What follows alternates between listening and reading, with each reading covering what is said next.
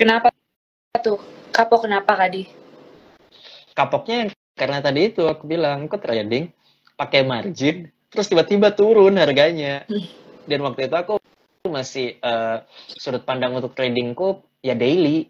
Ya kalau hari ini boncos, udah habis gitu waktu itu. Sampai kayak aku mikir, enggak deh, kayaknya trading bukan jalan ninjaku deh buat dapat cuan. Kayaknya mesti invest deh. Cuma kalau invest aku ngeliat lagi, kalau invest jangka panjang, mesti modal yang gede juga biar bisa berasa secara dividennya, secara capital gain-nya. Oke, modalku masih kecil, berarti harus belajar trading. Baru aku pelajarin lagi secara ilmu teknikal, dulu juga ikut bandarmologi, terus lihat juga nih secara broker summary-nya gimana pergerakannya, sampai ke berita-beritanya juga mesti update. Nah, Kadi ada pertanyaan nih, Kadi, dari penonton kita. Jadi ada pertanyaan, butuh dana berapa sih, Kadi, untuk invest saham dan profitnya tuh gimana? Gitu. Oke, kalau emang baru mau belajar, biar tahu dulu nih secara psikologis. Kalau di investasiku bisa mulai dari berapa ya? 100.000 ya Iya, mulainya. dari minimal top up sih, Kadi. Ya, kalau misalnya emang baru mau belajar, mau cek ombak dulu, ya kan? 100.000 bisa mulai dulu deh. Yang penting tahu dulu, oh feelingnya kayak gini ya untuk trading.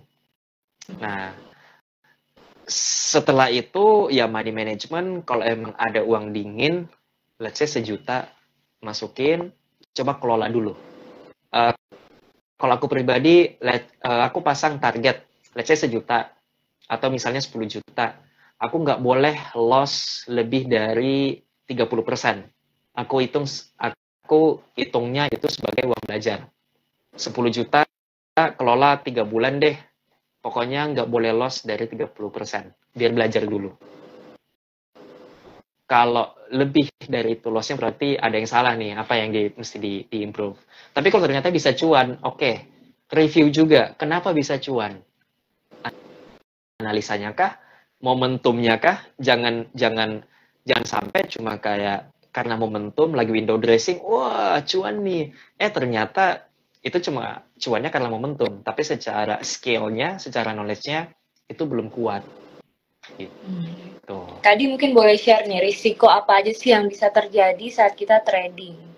Dan bagaimana caranya untuk menghindari risiko tersebut? Resikonya yang paling pasti duit habis. Itu udah resiko yang pasti kalau misalnya trading ya, uang habis kalau salah analisa. Yang kedua, secara psikologis ngefek banget, kayak mikir, waduh uangku habis nih gara-gara gini, mesti gimana. Jadi ada kerugiannya itu secara finansial ada, secara psikologis ada. Nah makanya aku pribadi nggak pernah nyaranin langsung trading pakai duit yang gede, karena biar kuat dulu nih secara pondasinya. Kalau emang udah oke, baru pelan-pelan naikin gitu. Resikonya pasti duit hilang. Aku pribadi pernah. Sekarang pun kadang kalau analisa salah, ya adalah hilang almost 2 digit dalam sehari. Terus secara psikologis sekarang udah lebih oke lah, karena aku udah disiplin sama stop lossku berapa gitu. Kalau emang udah stop loss per trade maksimal 3-5%, cabut. Dan kalau emang udah nggak kuat ya udah tutup laptop dulu, bersihin portofolio, keluar nongkrong kek, ketemu sama orang kek gitu. Jangan dijadiin beban bro. Coba dong sebutin, Kadi, loss terbesar Kadi itu di saham apa, Kadi? Saham, oke, loss paling gede dulu Bumi. Kenapa tuh Lagi bisa loss? ada momentum tahun 2022 kalau nggak salah ya. Temanku, ya ini kesalahanku pribadi ya. Aku ngikut-ngikut teman. Jadi kalau teman, ini Bumi lagi bagus. Aku cuma lihat chart, aku nggak analisa secara indikatornya gimana. Aku ngikut-ngikut aja, beli Bumi, tiba-tiba drop. Wah, itu kerugiannya 2 digit. lumayan waktu itu. Dalam waktu 3 hari. Ya udahlah, uang belajar. Terus perasaan Kadi gimana tuh pas udah lost di bumi kayak gitu? Pertama kesel sih. Keselnya ke diri sendiri. Kok kemarin ikut-ikut orang ya? Kok nggak analisa ya? Kok langsung percaya ya? Padahal kan ini sebenarnya kalau kita trading, ini kita lawan kita sendiri, lawan ego kita sendiri. Nggak ikut-ikutan sama orang. Ya mungkin kalau dapat info yang bagus dan emang momentumnya pas, ya alhamdulillah. Cuma kalau kita bilang untuk jangka panjang, bisa sustain, untuk trading, itu tuh kita lawan kita sendiri, ego kita, gitu. Jadi waktu itu pengalamanku, ya aku marahnya ke diri sendiri sih. Makanya aku sekarang sebelum masuk untuk trading, aku bakalan lihat dulu beberapa indikator. Oke, udah aman nggak nih? Masuk, udah masuk pun aku udah tentuin. Aku bakalan cuan di sini, terus aku keluar di sini. Udah, disiplinnya di situ. Kan banyak banget nih Kadi trader pemula nih Kadi yang ingin tanya nih Kadi, sebenarnya apa aja sih yang perlu kita persiapkan sebelum melakukan investasi di suatu saham gitu? Persiapannya. Ini yang benar-benar pemula, yang pasti kalau benar-benar pemula ya bikin akun dulu lah di investasiku ya kan. Itu dulu satu, bikin akun. Terus yang kedua, ikut kelasnya. Karena kalau kita trading tanpa ilmu, ya ibaratnya lagi jalan tapi mata kita ketutup, bisa nabrak, bisa jatuh. Nah itu dulu. Yang ketiga, modalnya yang dipakai uang dingin, itu dulu. Kalau emang modalnya belum gede, ya nggak masalah, jangan juga langsung gede gitu. Kalau emang modalnya masih ada, let's say 1 juta, ya udah pakai 1 juta aja dulu untuk trading. Jangan dipaksa, oke, karena pengennya cuan gede langsung masukin semua duit sampai pinjol. Wah, jangan, please jangan. Karena itu wah ngefek banget sih, hancur sih kalau kayak gitu. Nah, mungkin setelah itu baru setelah belajar, ilmunya ada, terus duitnya ada, disiplin analisa. Kalau misalnya yang kerja kantoran yang baru mulai, kan pagi kerja nih, kan pagi sampai sore, analisanya malam. Pas pulang kantor atau lagi di jalan, kan kadang kita di jalan cuma diem aja ya. Kalau misalnya yang pakai transportasi publik, atau kalau emang nyetir, nanti pas sampai di rumah, sediain waktu 15 menit aja untuk analisa. Oh, tadi ada apa aja ya update-nya? Besok kira-kira apa ya yang bisa di-tradingin? Ya udah, stick to the plan, and then let the money runs to your bank account. Menurut Kadi, kenapa kedisiplinan itu menjadi kunci sebuah kesuksesan dalam trading? Mungkin Kadi ada alasan tersendiri gitu Kadi. Disiplin dalam artian analisa sama disiplin untuk bikin trading plan. Sesimpel itu kan sebenarnya kita setting goal ya. Goal kita pengen cuannya berapa, dan kalaupun rugi maksimal segini. Nah, kalau nggak disiplin di situ, gimana bisa dapat cuannya? Gimana bisa minimalisir resikonya? Nggak ada itu, ya udah. Cuma satu kemungkinannya. Entah dia cuan banget emang karena hoki, atau yang kedua bangkrut abis. Nah, makanya disiplin disertain sama ilmu bisa cuan sih. Nah, untuk mendisiplinkan dalam membuat keputusan trading tuh kayak gimana tuh Kadi? Again, untuk ambil keputusan, kalau aku pribadi pisahin emosi. Emosi sama logika nih beda nih, ya kan. Nah, gimana misahin emosinya? Sesimpel pakai uang dingin. Itu dulu, uang dingin. Kalau kita pakai uang bulanan, kita pakai tradingin, logika kita nggak bisa jalan 100%. Gitu. Dan untuk disiplin ngambil keputusan, sesimpel bikin trading plan. Oke, let's say eh aku ambil contoh deh, BBYB ya. BBYB ini per hari ini pasti bakalan turun. Secara momentum sih ini masih naik sih, oke gitu. Tapi ada kemungkinannya besok ada turun karena ini di Bollinger Band-nya dia udah mentok. Nah, kalau misalnya udah kena stop loss 2%, 3% ya udah keluar. Jangan bandel deh. Kayaknya masih bisa balik nih arahnya. Kayaknya masih bisa nih. Masalahnya gini, pas harga lagi turun, itu tuh ibaratnya kita mau nangkep pisau yang lagi jatuh. Ya bahaya, mending lepas daripada kita luka gitu. Nah, untuk keputusan trading terbaik apa yang pernah Kadila buat saat trading? Trading yang terbaik ya.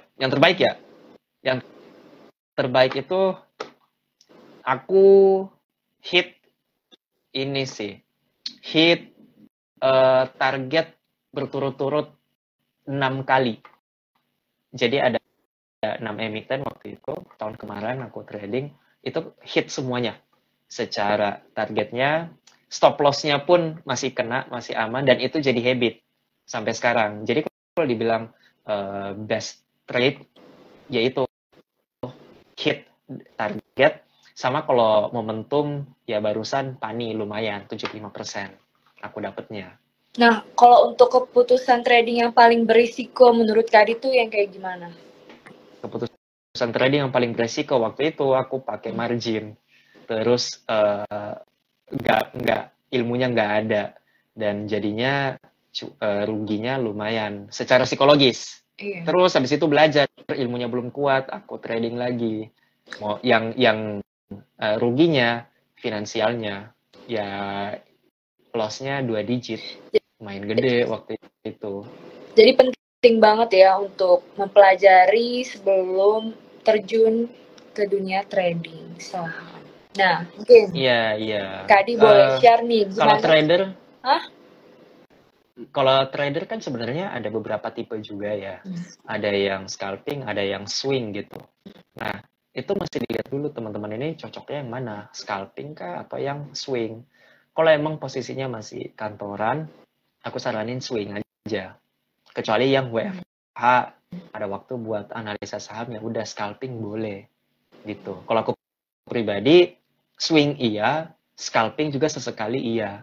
Tergantung momentumnya, bisa masuk kapan nih, bisa keluar kapan gitu. Nah, Kadi ada tips gak untuk para trader pemula nih yang baru terjun untuk ke dunia investasi saham? Kan gimana caranya untuk tetap up to date padahal tuh market tuh selalu fluktuatif dan selalu berubah gitu. Oke.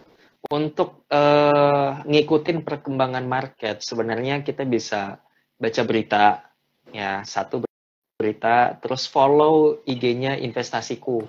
Karena mereka tiap pagi itu ada update juga, market update, sampai ada trading ideas gitu loh teman-teman. Jadi, nah, dengan adanya trading ideas dari fasilitasnya investasiku, sebenarnya itu memudahkan kita untuk analisa saham lagi. Jadi nggak perlu charting banyak-banyak, udah ada kesortir nih.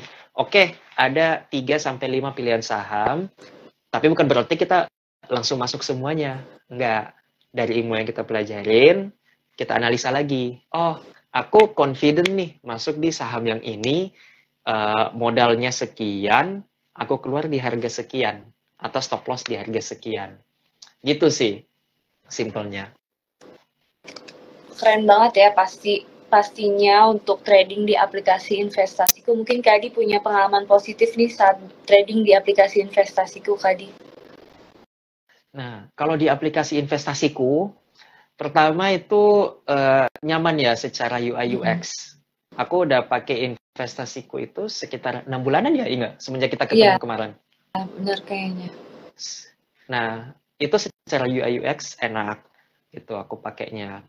Terus kalau yang di PC, ya pada umumnya oke, enak juga gitu. Tapi ada yang beda lagi, teman-teman, di investasiku. Setiap aktivitas kita trading, entah itu jual atau beli, kita dapat poin. Nah, poinnya ini bisa ditukerin di merchant-merchant yang kerjasama di Citicorp. Mungkin detailnya bisa dijelasin dong, Inga. Iya, jadi di MPC point itu tuh kita bisa trading juga bisa ditukerin MPC point di seluruh merchant CT Corp. Jadi bisa ditukerin misalkan kalian mau belanja di Coffee Bean atau di Baskin Robbins ataupun di Metro. Jadi tunggu apa lagi, langsung aja download aplikasi investasiku untuk masa depan yang lebih baik. Ya kan Kadi? Kadi udah ngerasain sendiri kan untuk MPC points-nya? Yoi, udah banyak nih, tapi tinggal tunggu waktu mau ditukerin.